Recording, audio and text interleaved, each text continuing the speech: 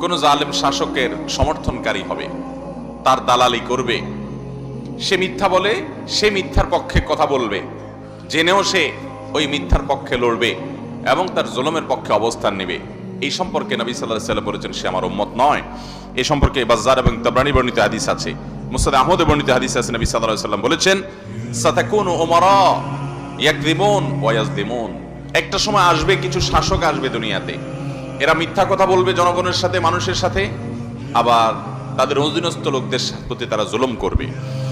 ফামান সাদ্দাকাহুম বিকিযবিহিম ওয়া আ'আনাহুম আলা যুলমিহিম ফালাইসা মিন্না ওয়া লাস্তু মিনহুম, যেই লোকগুলো তাদের এই মিথ্যা কথাকে সত্য বলে মানুষের কাছে প্রচার করবে এবং তাদের জুলুমকে যারা সমর্থন করবে, সহযোগিতা করবে, নবী সাল্লাল্লাহু আলাইহি ওয়াসাল্লাম বলেছেন তারা আমার কেউ না আর আমিও তাদের কেউ না।